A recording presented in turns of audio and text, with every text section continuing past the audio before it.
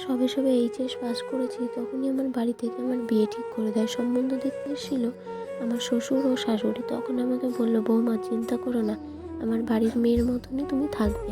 আমার বাড়ির মেয়ে যেমন কলেজে যাচ্ছে, তুমিও তেমন কলেজে যাবে। এই আনন্দে বিয়ে হয়ে যাওয়ার পরে অ্যাডমিশনের দিন আমার বর আর আমার শাশুড়িকে বললাম, মা আজকে আমার কলেজের অ্যাডমিশন। তখন আমার শাশুড়ি আমাকে বলল, তুমি বাড়ির বউ, তুমি কলেজে যেতে পারো না, কিন্তু আমার বাড়ির মেয়ে সে কলেজে যেতে পারে। এটা কেন? বাড়ির মেয়েরা বুঝি মেয়ে আর বৌমা বুঝি পর? ও আচ্ছা, বৌমারা শুধু সংসারটা সামলানোর জন্যই বিয়ে করে আসে, আর বাড়ির মেয়েরা বুঝি চাকরি করার জন্য শুধু পড়াশুনো করতে যায়। কলেজের ফি চাইতে যাওয়ায় তখন ঘুরিয়ে আমাকে বলে, ভিখারি বাড়ির মেয়ে। হ্যাঁ, সে আবার পড়াশুনো করবে। তখনই আমি আমার শাশুড়িকে মুখের ওপর বলেছিলাম, বিয়ের আগে তাহলে এত মিথ্যে কথা কেন বলেছিলে?